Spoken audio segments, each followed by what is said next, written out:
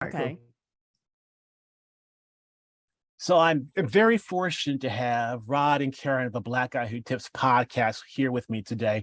And this is season 3, episode number 5, I believe. I've been fortunate enough to talk to other people in the prior 2 seasons about their top 5 favorite albums. But Rod and Karen are particularly special because, well, they're not only successful podcasters and entrepreneurs, and Rod's a successful writer, but also because I would not be doing this podcast were it not for the Black Guy Who Tips podcast. So let me go back and talk a little bit about that.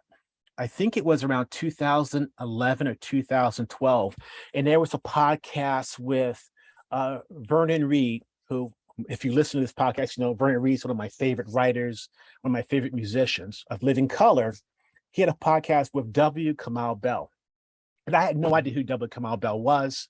I'd never listened to podcasts before, but I knew Vernon was involved, so I had to listen to his podcast. And in one of the episodes, he talked about some of his favorite podcasts, Vernon did, and he mentioned the Black Guy Who Tips podcast. So I think that was around maybe 2011 for me, around 2012 so. But after Vernon mentioning it, I had to find the Black Guy Who Tips podcast, and I had been listening ever since. And one of the things that I thought was amazing. So when I joined, it wasn't even the beginning of the Black Guy Who Tips. You two had this going well before that. When did you start? So we started the show, I guess it would be going on 13 years. Yeah, 13 years. I want to say like it was January 2011, maybe, or something like that. And yeah, shout out to Vernon Reid. Like we met him, hung out with him a couple times. Like such a good dude. Living Color, such a good band. Had him and Corey on the show several times. Like they're actual real fans that listen all the time, which still trips me the hell out. Right. Yeah, the Field Negro Guide to Arts and Culture was the podcast, and I remember someone had hit me up when he had mentioned something I said on the show, which is like in America, every bullet that's sold with the promise of like being able to just kill it, hopefully it's not too edited, but to kill a nigga, like like that seems to be the like number one currency of bullets. Yep. Motivation of having bullets in America. So yeah, I was like, oh, he's a fan for real. But yeah, so we've been doing this thing. It'll be like I want to say it was 2010 or something like that. 2009, 2010, something like that, when we started in January. And it was I guess we've been doing it ever since. So yeah, and I certainly appreciate that. I think when I started listening, I thought this is fantastic pop culture, it's fantastic entertainment, and I've learned so much about us as Black people, especially since the day we're recording this is Juneteenth, and also this is Black Music Appreciation Month, and also this will be the end. This is the last week of LGBTQ plus Pride. So I learned so much from your podcast, and then one thing that really intrigued me was going behind the paywall, because I was a premium fan for a while, and Karen did this. Karen does this fantastic shoot off podcast, Lip Smacking Good, and then you have Balls Deep Sports. You have so many different things that intrigued me, and one of the things I know I'm kind of fanboying that. I'm sorry about that, but one of the things but I loved about your podcast is there was so much work, so much content. Even if you're not behind the paywall, there is so much work, and you two are always out there doing the work for your podcast to move it forward. So I appreciate that. Oh, thank you. Thank you, sweetie. I just consider it being workaholic, and just trying to work on it. We both are workaholics. We have calmed down a lot. I know if you've been listening for a while, you've realized we went from 1 day a week to 2 days a week to 3 days a week to 5 days a week. And it was a period of time where if you fell on one of them 5 days, we didn't care if it was a holiday, tax day, whatever, we was going to give you an episode. So we actually had to be like, you know what, why are we work, you know what, our name is on the building, we don't have to work ourselves like this. So we kind of every now and then we'll take a week off and stuff like that, and that's to prevent burnout and things like that. Yeah, yeah. And then I think it was 2019, I went to the live show in North Carolina and I got to meet some of your fandom. And Oh yeah. they're people who are not only passionate about the podcast and your message, but passionate about you as people. Had a fantastic time. I'm looking forward to hopefully in the future being able to do that in person again. Yeah. Oh man, we had such a good time, and I'll always be honored by the fact that we have such cool fans. I think there's a lot of people in places and shows that say that because you feel like you have to say that because you're obligated to, but then you like meet their fans or their fan base, and you're like, I don't want to hang out with these people.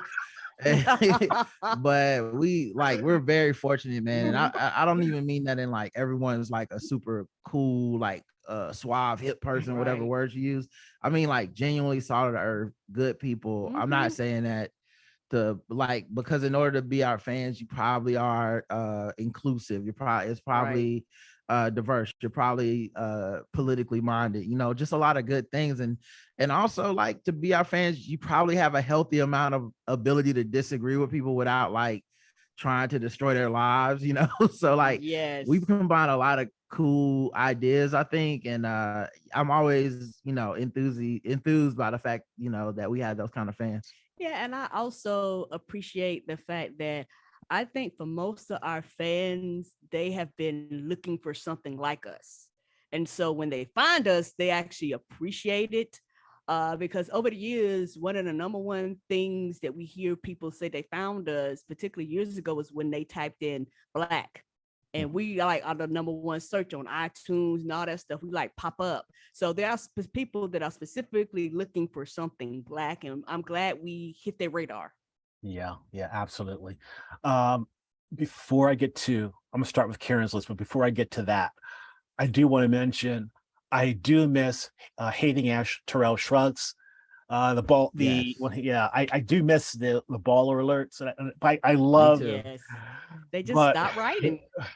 yeah, that's a shame. But there's so many other things. What's funny is I actually have taken the time, and I have it somewhere. I just haven't put it all together, but I've clipped out a lot of the baller alert segments, and like just saving it for a rainy day for when I take some time to like put it all together into one mass podcast or series where I'm like, this is what we used to talk about every week, because every day we could, because I'm so glad we went all the way in and read all those things, because baller alert scrubbed the site of all groupie activities.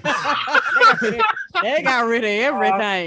Yeah, you go there now, you couldn't find it with a fine tooth comb, man. Oh, I'm so glad man. we leaned into that. And they was like, never again. So I'm like, I'm appreciate the day. Yeah, those are some good memories. So this podcast is kind of my own geeky little world of talking about music. And since I am a Black man raised in Maryland and spent most of my adult life in Maryland and Chicago, and I'm also beyond middle age, my musical taste tends to be towards the 70s and 80s. But my guests, Rod and Karen, and the last guest I had was Joe Williams, who helped inspire this podcast, and then my sisters Susan and Cheryl. Their taste is more diverse than mine, and also more modern. So it's good to review and listen to some feedback from you all about your taste. And for Karen's list, every album on Karen's list but one I knew. On Rod's list, I didn't know. I knew two of the five albums. So Karen, we're going to start with you. We're going to start really at a fantastic album, which is Mary J. Blige's album. I think it's a third album. I think it's Share the World. Yes, Share My World. Share yes. My World. Yes. what what what drew you to that album? What gives you a passion for that album? This particular album right here is one of my favorite albums by Mary J. Blige. I know a lot of people have varying different opinions about Mary J. Blige and her singing ability. But for me, when it comes to Mary J. Blige, when she sings, it's like she sings from her soul. And when somebody sings from their soul, it's a connection. And I had the privilege to go to her concert before COVID with her and Nas and with my mother-in-law. And that was the first time I ever got to see her live. And I had the time of my life because she sung all my hits. And one thing about Mary J. Blige is that she brings all cultures together. Because when we went to the concert, I was amazed at the diversity of the crowd. And it was this older, when we went to the concert, it was this older lady there. She had to be in her like 70s or 80s. And it looked like maybe her daughter or maybe a younger sister had brought her there. And they set up front because she was kind of in a wheelchair. And they set up front, and the whole time, even though she wasn't able to move around as much as we were, you could tell that she was getting her life, that she was enjoying the show. And so for me, this particular album was some of her most heartfelt songs to me, where I'm like, okay, this is me, this is Mary, I understand. And it's just that period of time, this album spoke to me when it came out. Yeah, absolutely. It's a powerful album. She's had some really big albums in her canon, but this is the third album, which came out in April 22nd, 1997. It was a #1 hit, and she had some really great chart success with it. I think she has a very powerful voice when she sings. I do too. My thing is, I heard her hits, and I didn't really know her stuff, and this is just great. And also I think about her in the television show Umbrella Academy for some reason. She was fantastic in that. Rod, any thoughts on this album? Are you familiar with it? Oh man, I mean, yeah, Mary was She had just all a the beast. bops. And she's one of those quiet, like sneaky artists, because she was one of the women that actually came up through Bad Boy, and artists that you never hear about getting played and getting thrown around, and her deal getting all messed up. She also combined hip hop and R&B at a time when I think a lot of people were trying to make it. Yes. And a lot of people came through after her blueprint and just never had the career that she had. Like they might get a single off, they might get a album off, but I mean, this woman's made so many albums, so many songs. And then mostly one of the things I liked about her too was that there's like this very feminine energy to even as she's in hip hop and surrounded by all these rappers. This is very much like, I'm still a woman and I'm still gonna tell the truth about these men. And so you had a lot of songs that was like, yo, these dudes is they messing up, and they messing my life up, and I'm tired of these mugs. And it was like, oh wow, it's like she's singing that, she's got you singing that. And as a straight black man, I still was singing along with all these damn songs. So come on, have me in my feelings. Yeah, I was in the 12th grade, honey. Yes. Yeah, I didn't know nothing about some of these problems she was talking about. Me either, but I felt them in my soul, and I've seen other women go through some things. I was like, yes, you going down, let's go down, Mary. Yeah, I'm at like 17 talking about no more drama or whatever. 19, come on. Like I don't even have no drama to want no more drama, but I don't want no more drama when that Mary on. Yeah, she really.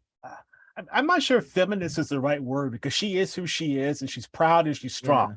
And she was there before a lot of other people.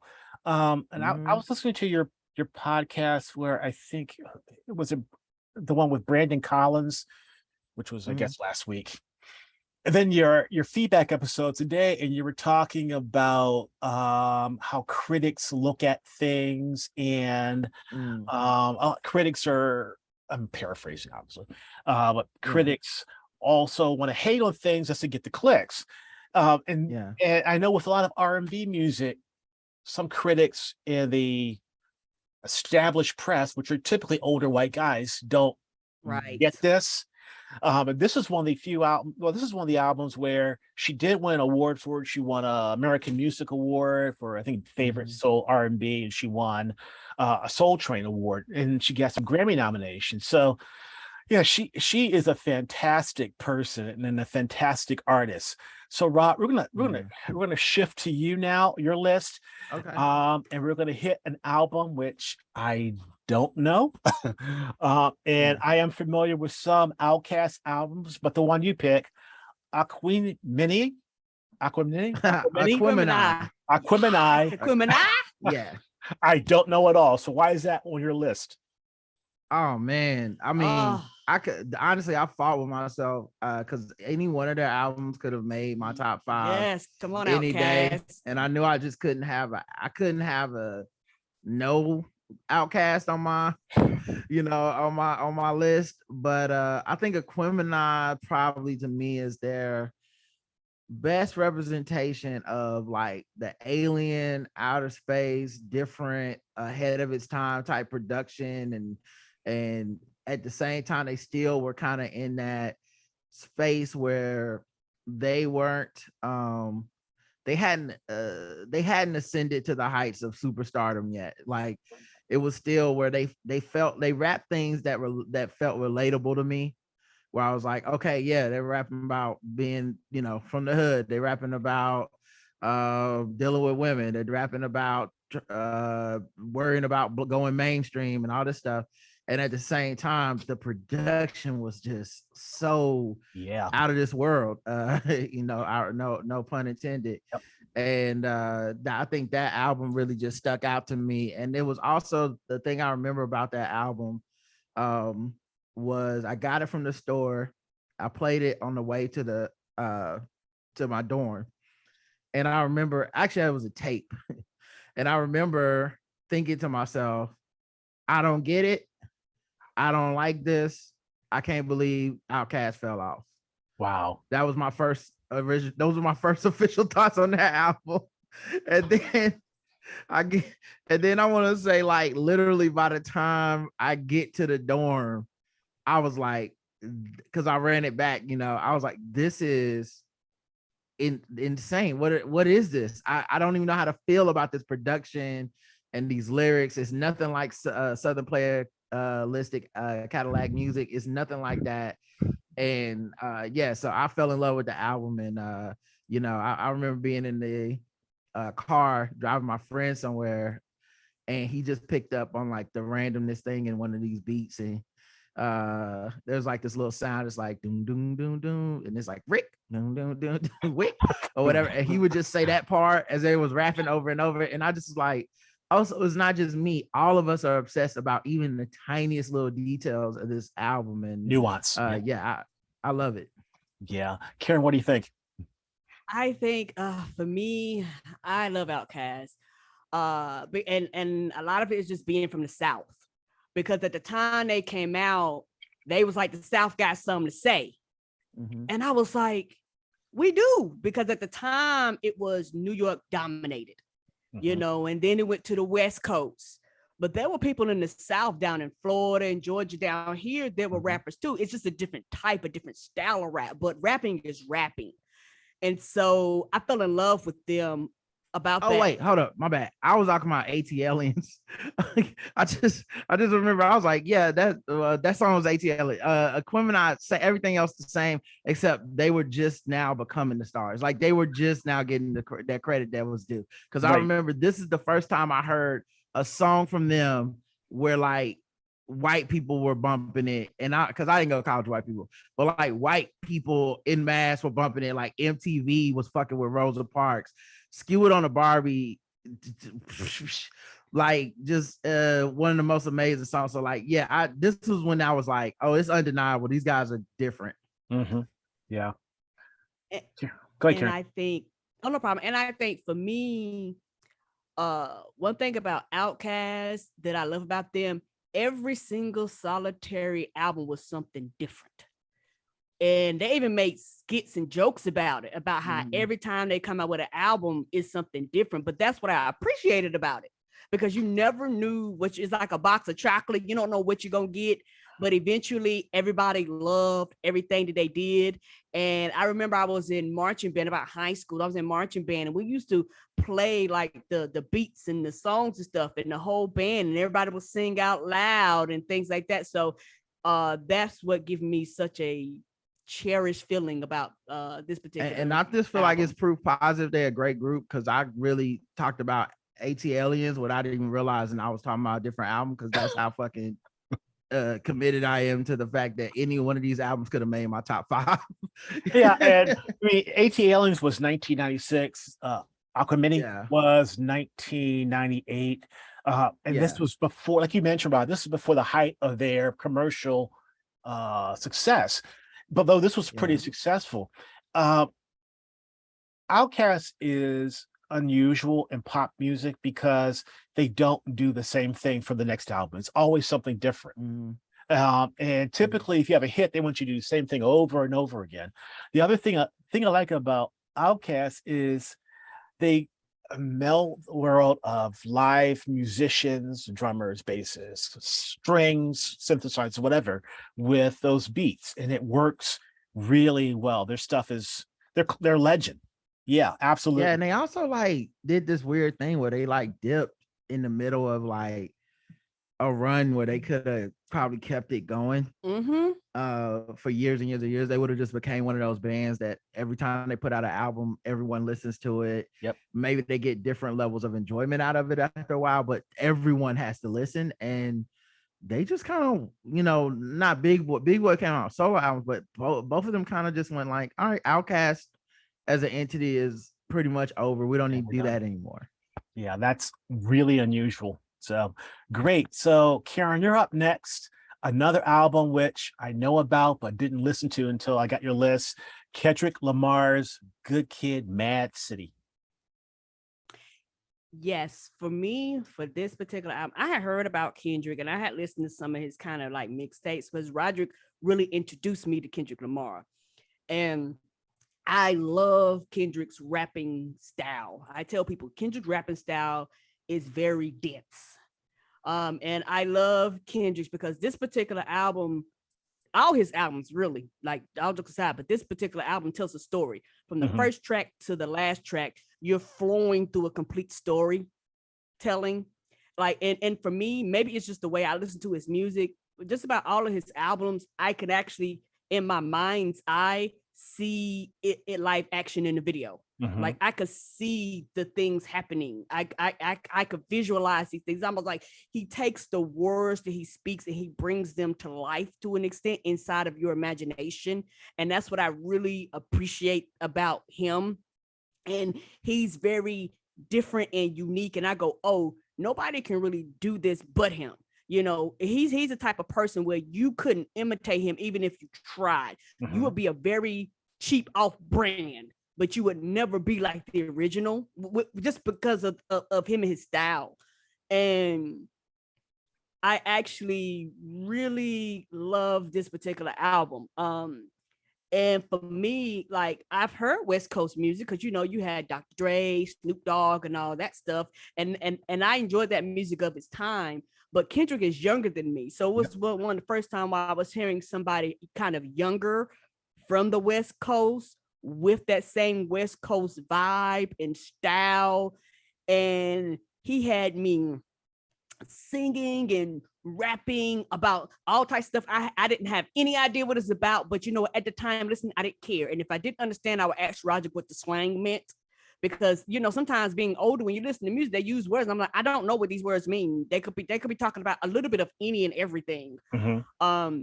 And so for me, that's what drew me to this particular album and just made me just fall in love with it, because I was like, oh, this is literally a Black little boy or a Black teenager telling you about his life and how he grew up and what he was around and his environment and things like that. And it just made me just fall in love with him as an artist. Yeah. Yeah, thank you for that. And you both touched on this to, I think it was to no the recent episode you had when you talked about Kendrick's new album. Rod, what do you think?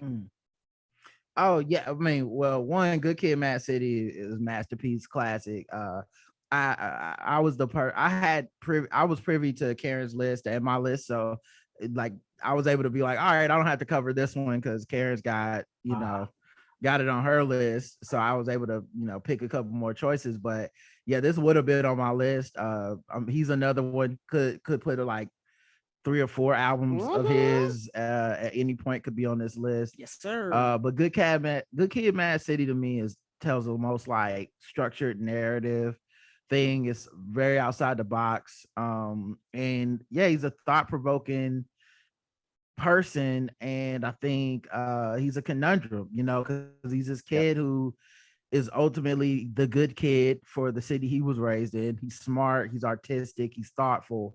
But he's not like pandering. He's not exactly, he's still of the streets. He's still of Compton, and I think that frustrates a lot of the fans or critics of his or whatever. But to me, that's what I love about him, is because he reminds me of the people and the places I grew up, where he's like, yeah, those kids they have good hearts, and you have to be careful with a good heart in the places, places like Compton and shit, because you never know what's gonna happen to you, and the precarious life that you lead that takes you to, like one left turn, one right turn, you could have been not Kendrick Lamar, but just like another sob story. So I love that about Kendrick, and just lyrically, flow wise, all this stuff, he's so advanced and talented that it's undeniable to me how great he is. Yeah, I agree. It's hard to believe that someone this far in his career, and he's still young, can still be wholly original. That's huge. All right, man. He's definitely a guy that gives you what you need and not what you think you want. Yeah, and that's unusual in music with sells. So the next up is Jay-Z's Reasonable Doubt from 1996, right? Oh yeah. I mean, this is definitely one of those albums that like I feel like almost everybody's that's a hip hop fan would have this on their list. Either this or like the Blueprint. Same kind of vibe. Jay-Z probably has 4 or 5 albums that could have been in anyone's top 5. You can't, you have to respect that. But Reasonable Doubt to me was so dope because it was him at his best, in my opinion, when it comes to lyricism and just the words and the syllables and the word play. He was at another level. The swagger was off the chart guy that, this is his debut album. So like this guy's like coming in and it's like he's mixing like Goldie from the Mac with like all this like drug dealing and player, like the troubles of the player, and and that authenticity of like, yo, I really did these things. I did sell drugs. I did, in a way that was like almost remorseful, when at that time when a lot of the drug dealing rap stuff was more like, yeah, I'll sell drugs to your mama. I don't care. I'm crazy. I don't kill everybody up in here. Like his was almost like, I can see the big picture of how tragic it is that I had to do this to make it, but this is what I'm doing. And that's just how cold I am with this game. It's like, yo, this dude is another level. And yeah, you had Big on there and Mary J. Blige on there. I mean, just an album I know word for word all the way front to back. Yeah. Jay-Z's pretty amazing too. I mean, for his debut album, has such a great album, then have some pretty consistently great albums throughout his career. I think he's had 13 albums. And then being a mogul. He is the definition of an American success story. Karen, what do you think about Reasonable Doubt? It is, I love Jay-Z's work. This right here is like for most people, the reason I fell in love with like Jay-Z as an artist. Um, because it's one of those things where similar to Kendrick, and I think because he's kind of an institution, so people just assume the institution is always going to be there because he's been around so long.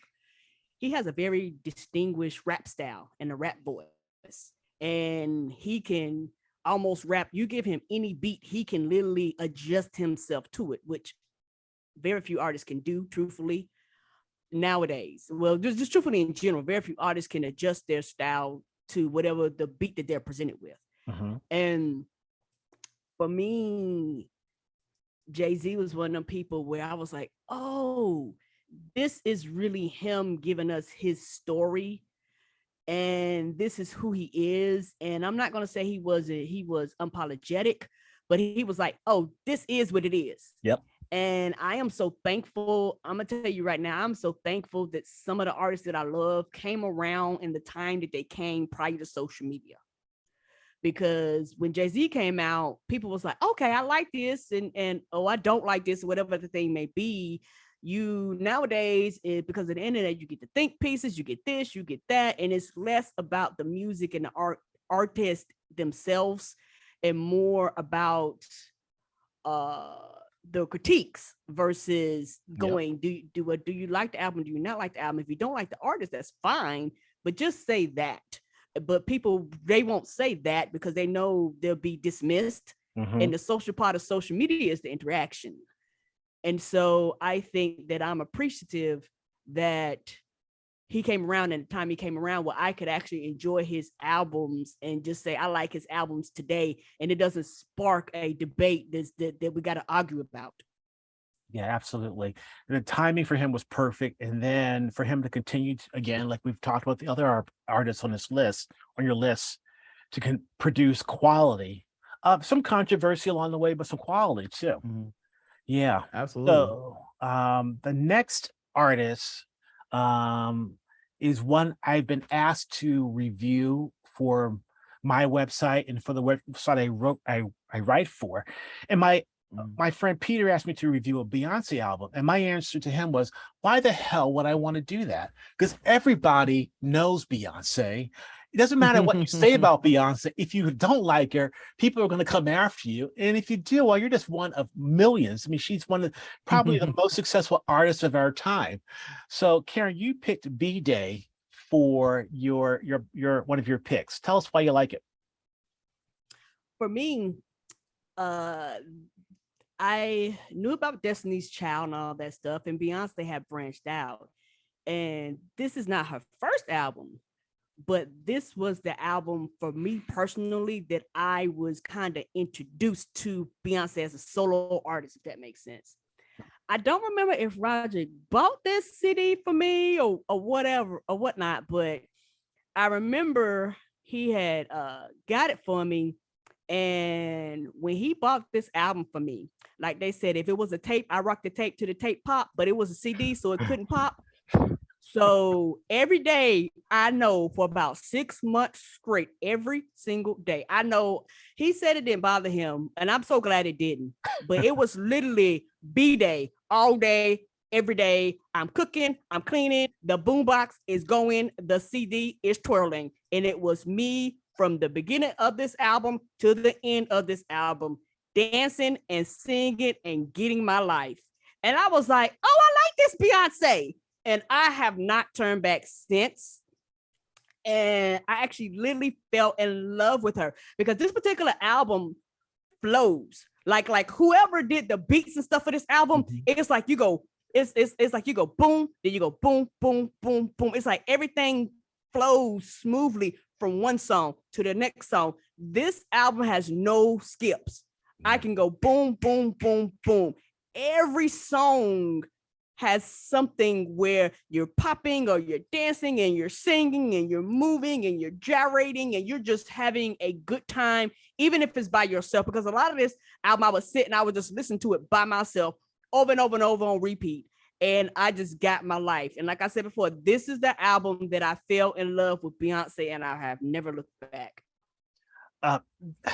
Her records her albums are so thoughtfully and strategically produced in terms of the writing, in terms of the beats. I think this was one album where she used two different studios simultaneously. It would go from studio to do her vocal tracks. On this podcast, I usually go through the liner notes and talk about the producer, the engineer, the person who did the mastering, the backup singers.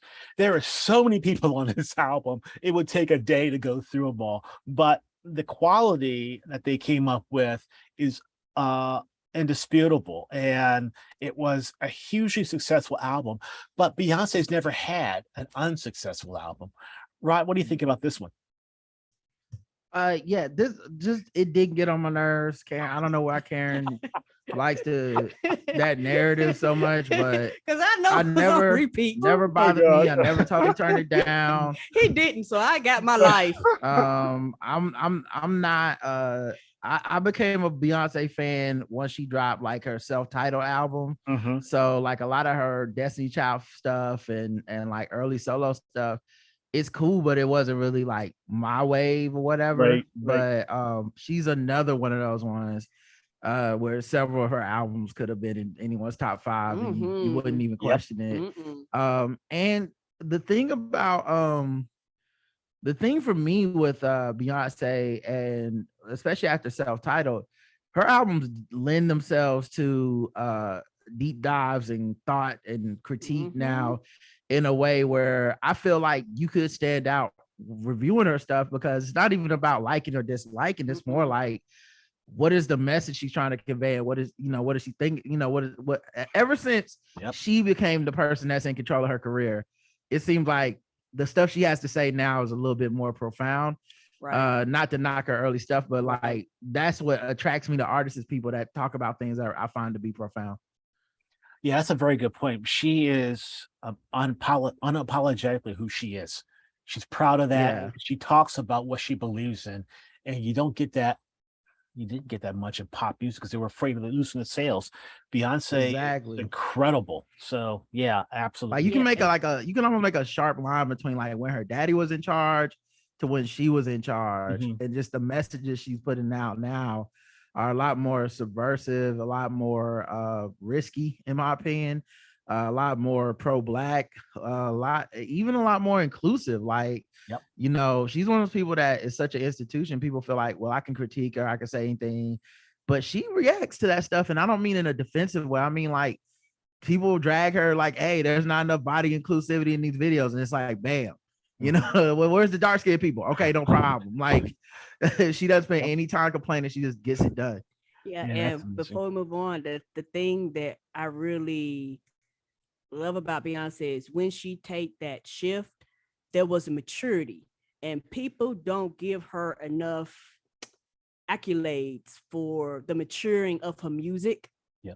And also for her, like Roger said, when she did that self-titled album, that's when a line was drawn, and that's when a lot of people and a lot of white people, particularly white women, felt betrayed. Because they was like, oh, can't we all get me body? Can't we all ring the alarm? But can't we all do the kitty cat? And she's like, yeah, we all can do that. But also, y'all do know I am a Black woman. And they're like, don't you dare tell us you're Black. So for a lot of them, they felt a betrayal towards her when she started talking about things that actually meant more to her.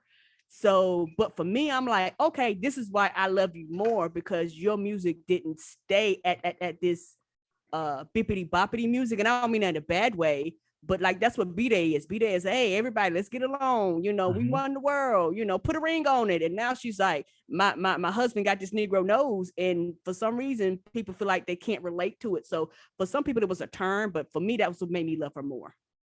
Yeah, I think going back to some of your other picks, it really shows an artist who isn't afraid to move forward. She's very bold in her music choices. So yeah, thank you for that.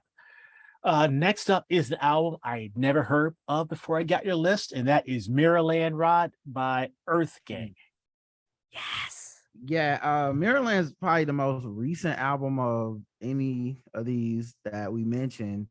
But it came out a couple years ago, and Ironically, I stumbled onto these guys because this woman, influencer, white lady, yes, Jules, had said on Twitter that Mirrorland was like if Outkast had two Andre 3000s, and people jumped in her grits about that, and then I went to go listen, and I mean, she wasn't that far off. I'm not, I mean, I get that we don't like her, and she can't say that, but I just I was over there like that gif of Russell Westbrook eating that popcorn because I was like, this is some good music. Everybody missed the boat. But I really love these artists. That I know this Maryland, I know backwards and forwards every single word. I used to go play basketball, and I'd put my headphones in and literally just play basketball with 5-on-5 with this album blaring in my ears. But it was great motivation, man. It was like it's so many BPMs. It's so smart, so thoughtful, so poetic. The expressions and the improvisation and stuff feels almost like jazz combining with hip hop, combining with a bunch of stuff. And then they're actually two dudes that make the music that people think they want people to, especially black men, to make. Like it's very inclusive, it's very smart, it's very thoughtful, it's very considerate.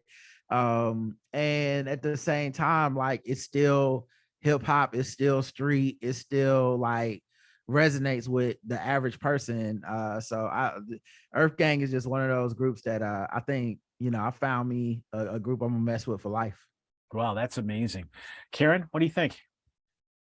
Roderick introduced me to Earth Gang, and this particular album, I love it because it's so different. It's so unique.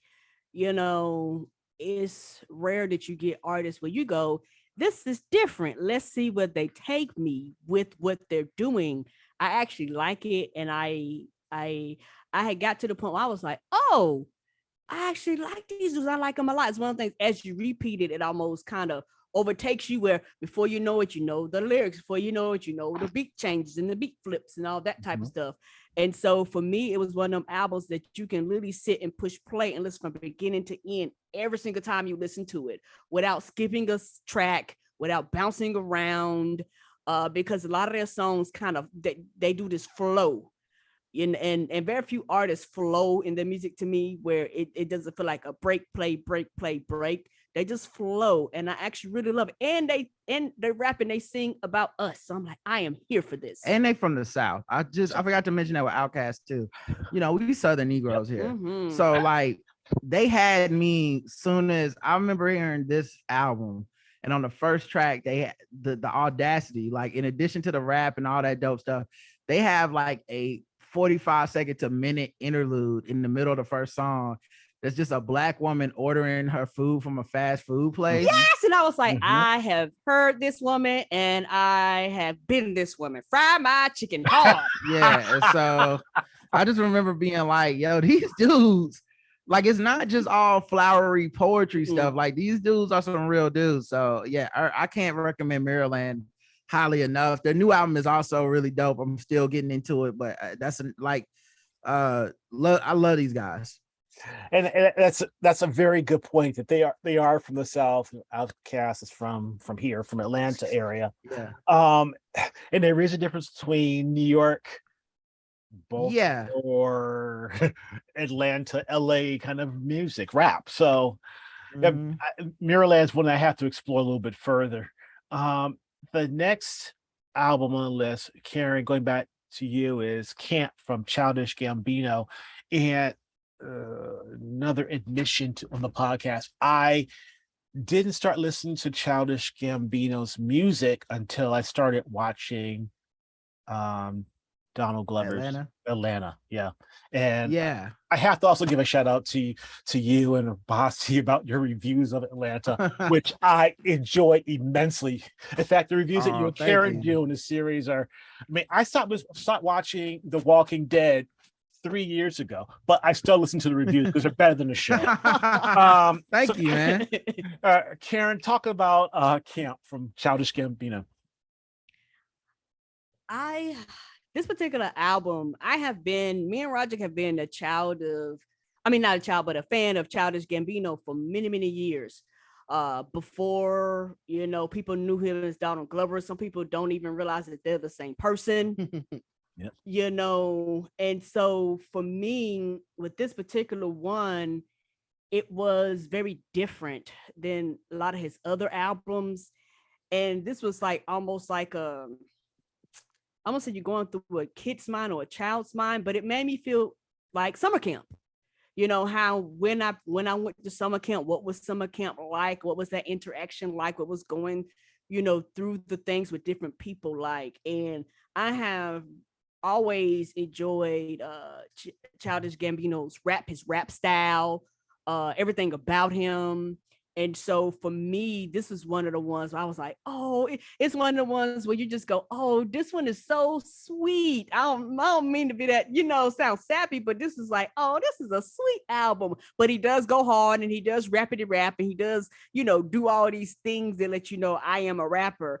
And I have been amazed to see his growth because this is in between this album and This Is America. Yep.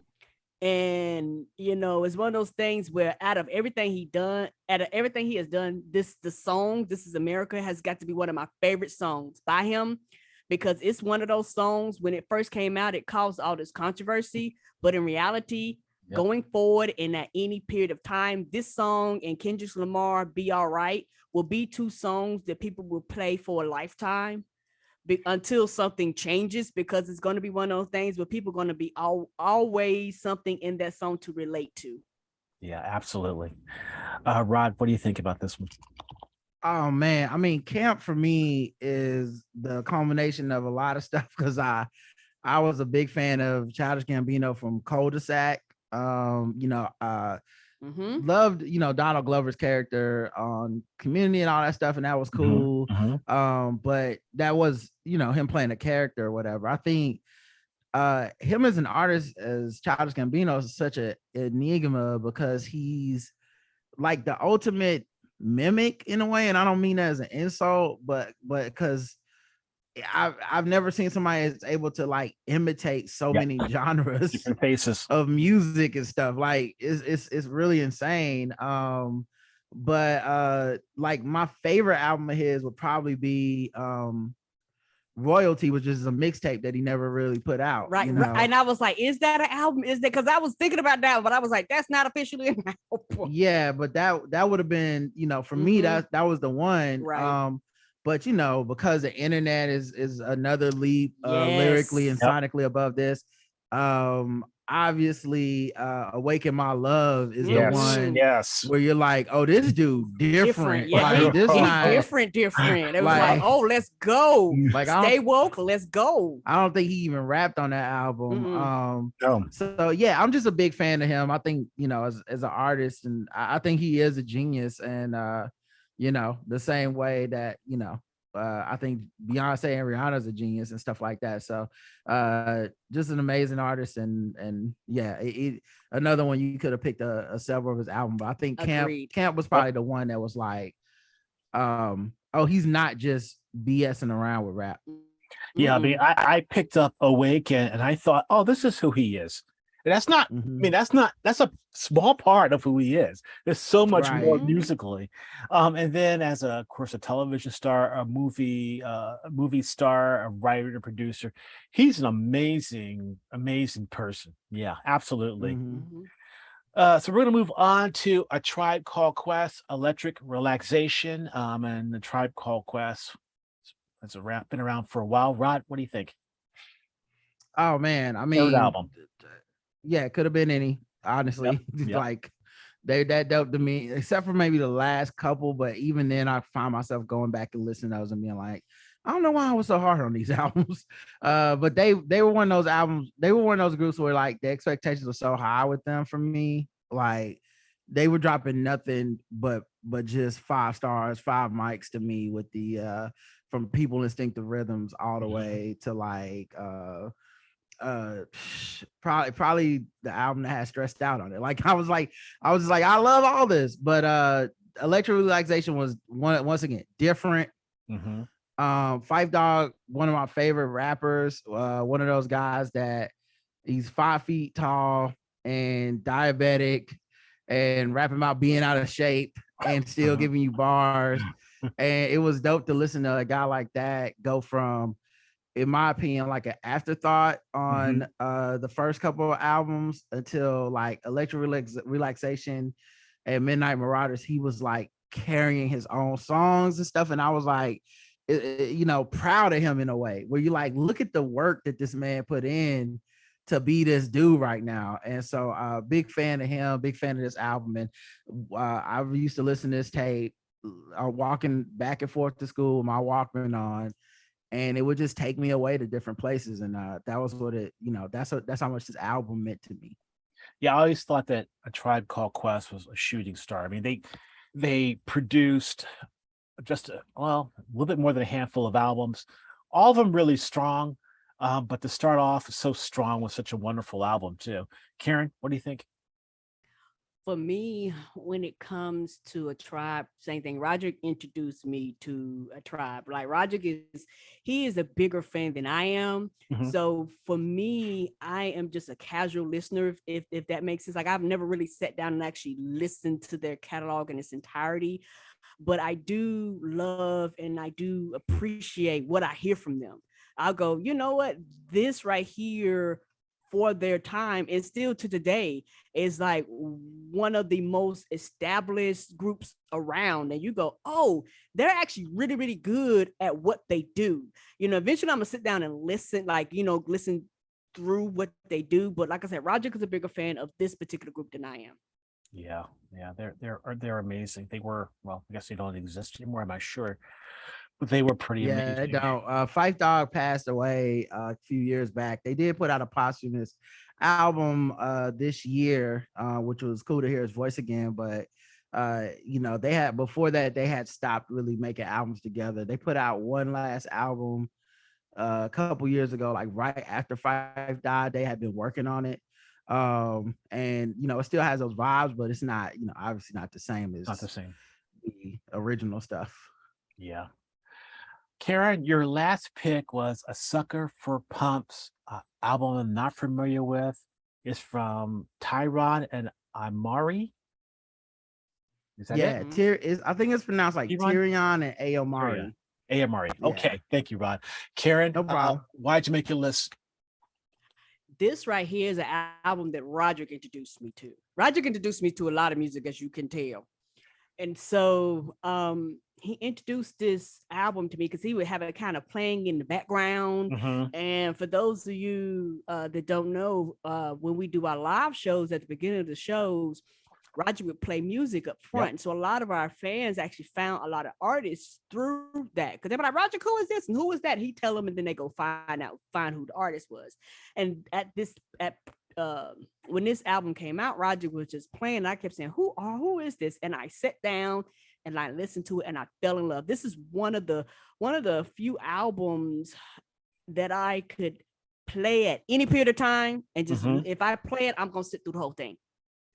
I absolutely love it. It's smooth, it's soothing, it's the beats flow, you get rap. And I think on this particular album, they have a song called Perfect. Okay. And I remember the first time I heard that, all these emotions hit me, because I was like, oh, you do live your life trying to be perfect and live up to a standard that's very, very unrealistic, because the whole purpose of the song was somebody doing like a commercial interlude saying that I could sell you this, I could sell you that, I could sell you this, you could be perfect, girl, you could do this, you could do that. But I was like, that's very unrealistic, but people fall for it all the time, from the makeups to the creams to the butt injections to all these things to be perfect. And there's nothing wrong with these things, but you will never be perfect, because no human being is perfect. We all are flawed, but they're selling you a dream. And so I was like, oh, this is different, because it's one of those things where you're listening and you go, but these are some dudes, but they are rapping about something that I can relate to, and then they have another particular song on here, and I can't remember the name of it, where they are arguing. It's similar to one of Kendrick's songs, where they're arguing the back and forth with each other, like a man and a woman. And at the end, he actually shoots her. And I was like, yeah, this is how this will end, because this is very toxic. And it's one of those things where at first that was very jarring to me. When you're listening, you're like, oh, but then you go back and listen, you go, oh, in my opinion, they're showing you this is what they think love is at that time. And a lot of young people think that's what love is, but it's not. It is unhealthy, and it's very toxic, and it a lot of times never ends well. And so for me, being an older person and listening to this, I was like, oh, I get it. And it's one of those things where for me is that emotional connection to that, where I was like, oh, they're going a place where most people, they rap about these things, but they almost glorify it, if that makes sense. But there's like, no, we're not going to glorify this. We're going to present this to you in a way to show you that this right here normally does not end well. It's not healthy. Right. And I should mention their entire catalog looks like it's available on Bandcamp, so you can certainly listen to it and purchase it. Interesting blend of styles, and also that social commentary that you mentioned, Karen. Rod, what do you think? Oh man, I love this album. It's so, once again, very thoughtful. Y'all know I like thoughtful stuff. And also the beats and the like choruses and stuff go so hard, and it's basically like this really, it's almost like a take on it's just a take on love and relationships, which you don't see two male rappers rap about that kind of shit. And it's the whole album is dedicated to it, and from the like infatuation to the like the flirting, the falling in love, the breakup, all that stuff is contained in this album. And it's kind of like Good Kid, Mad City in that it tells a story to it. And yeah, at times like a tragic story and all that stuff, but also at times like it has some wonderful highs on it as well. It does like you say, it's an emotional roller coaster when it comes to love. And I think that for me, I think that's one thing that drew me to this particular album, and why I can always play this album at any time and just listen to it from beginning to end. Yeah, absolutely. So Rod, you get the last pick, which is The Minstrel Show by Little Brother. Yeah, this was one of those albums that, I mean, it's a perfect album. It's smart, it's funny, it's North Carolina rappers, Fonte, Big Pooh, Knife Wonder on the beats. They had already put out The Listening, which blew me away. I was like, I think I was maybe even rapping at the time when I was like, oh, these brothers, this is something different. And they were rapping about stuff I could relate to, and not a like, oh, it's kind of like how I can relate to Jay-Z is feeling conflicted over selling drugs. No, I mean, I can relate to having a Honda Accord. I can relate to having a day job. Like, that's the kind of stuff they were rapping about, and rapping like lyrically dope, dense, sonically. They had a lot of layered and looped and soul sample stuff that reminds you a bit of Kanye, but also they had a lot of like stuff that reminded me of electric relaxation and Tribe Called Quest influences. And some of the sketches and stuff on this are just like, I love a sketch or a skit on an album where they clearly put a lot of time and thought into it. I love it. And this has some of my favorite sketches of all times. They have a song by Percy Miracles called Cheating. Yes, that's my jam. I listened to that song for real. Like, not as a parody, but and as we do the countdown and everything. Yeah, like it's some Flight of the Conchords level parody. And then there's like a they have advertisers because the whole album is basically based upon the UPN TV channel. Except they call it UBN, You Black Niggas Network. And I love that. I love it.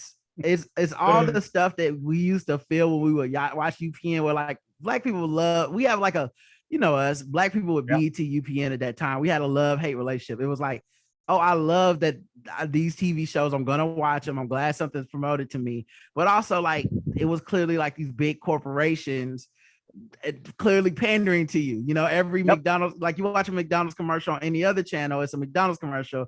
You watch it on BET and it's like, ooh, we got some chicken nuggets,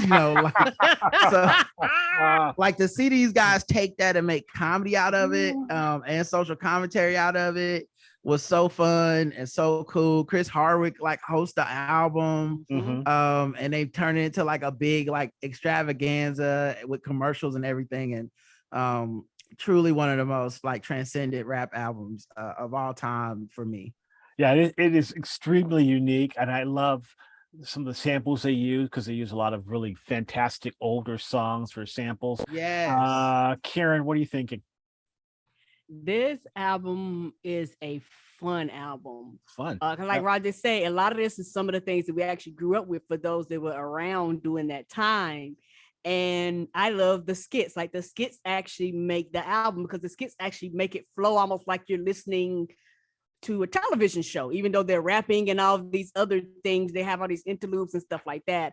And one of my favorite ones is You Niggas Hollin', where everybody's like, they talking about sports. All of a sudden, everybody's just talking over each other all the time. And that's on. Now that one is on their newest album that they just got back together. I think it's called like May the Lord Watch or something like that. Okay. So, but I'm glad you brought that up. They're all skits that relate back to the original concept of the minstrel show. Yeah, and that's they have updates for characters and all this stuff. They have like the burial of Percy Miracles and all kinds of stuff. Yes, so smart. Yes, and so I think for me, like I said, because I listened to both albums, that's why I said that, because it made me think it was on this album. But like Roger said, it's literally a continuation of the minstrel show, and so for me, this is one of my favorite albums, by them, because like I said, it's one of the albums, like I said, you can put on and listen from beginning to end, and you can bop and you can sing it, for all the jingles, all the interludes, all the songs. Like he said, me and Roger do the Percy thing. We be like 1, 2, 3, 4, 5, and we take that seriously, and we just be singing along and getting our lives. Well, see, now you made me. I listened to the minstrel show like once or twice, so now I have to go to Get Back, which is 2007, then Left Back, which is 2010, and then the latest album was May the Lord Watch, which is 2019, to hear that story, Karen. But thank you for that. Also like they have a mixtape called Justice for All. Okay. And it finally got put on streaming services like this year, but I could have put that that could have been in my top 5. There's a verse on there where they rap, Fonte raps about working at Dunkin' Donuts, but he doesn't reveal that he's I think it's either Dunkin' Donuts. No, it's Krispy Kreme. He doesn't reveal he's rapping about working at Krispy Kreme until the last couple bars. So you just think he's talking about selling crack the whole time. It sounds like selling crack. It's like, you're like, yo, this dude, when did Fonte start rapping about selling crack? Fonte been telling me he lives in an apartment. You're right. And I'm the biggest rap star in your apartment complex. And then boom, he hits you with that. I'm talking about selling Krispy Kreme. It was amazing. It is crack because it tastes like crack. Because I love it. He's such a funny dude. If you could watch Sherman's Showcase, stuff like that. Yes. Fonte is such a powerhouse as an entertainer. He can sing, he can rap, he can act. He got great comedic timing. So like a lot of these albums, I love Big Pooh too. And even when they changed production from Knife Wonder, like it always kept it going because I just feel like that dude's so talented, and Big Pooh just has gotten better and better and better over the years. So yeah, little brother, can't miss with him. Well, thank you for that. I'm going to wrap it up in a second, but before I do, I think in my intro I forgot to mention Game Theory with Belmonte Jones, which finished its first season, and I loved it. and Rod is writing on that show. And then season 2 it's been renewed for season 2. I actually just got my letter that they want me back for season 2 like the other day. I mean, it's kind of formality, but I'll like to have it in writing. You know what I mean? Well, that's a important formality, and love the show. And I love the Black Guy Who Tips podcast. What else are you guys doing? What else do you want to talk about? Right now, man, just literally just working, doing the show 5 days a week. We also do a recap for Keith and the Girl, which is another podcast that we love to listen to. We do a recap over there every couple weeks for their episodes for the week. So people can check that out, keithandthegirl.com/VIP. If you put in code TBGWT, you get like a month free, I think, and you can like check out all our episodes of last week. But that's about it for now. We're putting stuff up on YouTube now. We have a YouTube channel, so people can, because apparently that's where people getting their podcasts, and we just go where the money is. Okay. Yeah, because for a long time, because we knew YouTube was around, but it was like, this is a hassle. You hear about them constantly taking people's stuff down. It was like, that was not worth the hassle. We actually got something taken down the other day. I didn't make a big deal out of it because I mean it was against their community standards, but it was one time on our show we did a parody of there was somebody that was upset about a Christmas album because it was like not racist or something like that. So then we made a joke about what would racist Christmas carol sound like? Just sound like us. And so we sang these like really messed up racist things. But as a joke, like obviously the people listening to our show know we know better, support that stuff. But and it was funny as hell to me, like niggers roasting on an open fire. It's like this is a terrible, like what kind of, who wants racist? Yeah, that's what it was. This woman was mad because Santa Claus was black at the mall, and we were like, oh, so she want racist Santa Claus, and so we sang these songs, and I put up the clip on YouTube, and YouTube, the algorithm, the robot went through was like, no. Well, no, it was on there for like a couple years. Or something. Really? And then I really think with our show channel gaining a bunch of followers in a short period of time, they brought attention to it. Said, let's check out what these guys are about. And they said, oh no, not this. So, it was fine while you had 5 or 10 likes, but your number done grew too much. Also, if it's okay, I'd like to just do an honorable mention to Kanye West, My Beautiful Dark Twisted Fantasy. I was trying to find a way to sneak it into the list, but I couldn't. It could be in my top 5 any other day, but not today. If that's the case, I would like to do an honorable mention of the Internet, the group called the Internet. Yes, you mentioned them their before. Their first album is everything to me. I love that album. Yeah, absolutely. Yeah, I found them because of you all. Absolutely. And the problem with this is I asked for 5 albums, and I've been doing reviews from my website and the other website I work for years, and I asked the artists, what are your top 5 albums? They all bitch about doing 5 albums because it's impossible. It changes day to day. It's impossible. But ego death is like you just, and also for me, I'm not a big list guy because I'm very much like with everything, sports, whatever. I'm very much like I woke up on Tuesday and I think that list for Monday is trash now. I don't even know what I was thinking. It's obviously this, when I fall in love with an album, my favorite part about falling in love with an album is falling in love with every song on a different day and just waking up in the morning and being like, today I couldn't get Father Time out of my head from Kendrick Lamar, and then tomorrow it'll be Crown or something, and it's from the same album, but I'm just listening to it that much and getting that deep in love with it. Yes. And the funny part about the group called the Internet, I remember the first time me and Roger was talking about that on the show, and I was like, who is that? The Internet. I was like, yeah, I know the Internet is the Internet. He was like, no, the Internet. I was like, yes, the Internet. I found them. How do I get it? He was like, no, baby. He had to explain to me the name of the group is the Internet. So that goes to being, shout out to being black and old and not knowing. Listen, man, if you listen to the Blackout Tips, Karen loves nothing more than not understanding or a mistake or something like that. So make sure Oh. y'all tune in for more of these hijinks. I let you know, because it does not put like this. I am of the age where you ain't got to be right all the time, and there's nothing wrong with saying I don't know. Not just Hey. that, she likes being wrong. So Well, just, but see, it's even beyond that. I understand that because I'm now an old black man, and I'm very happy to be an old black man. So, Karen, absolutely, thank you for that, and I want to thank you and Karen and Rod for what you do on the Black Guy Who Tips podcast, because it is fantastic entertainment, and I'm encouraging anybody who's listening to this to listen to that and subscribe and become a premium member. And thank you for your list today. Thank you. Oh, thank Thank you. Thanks for having you. us. Yep. Take care.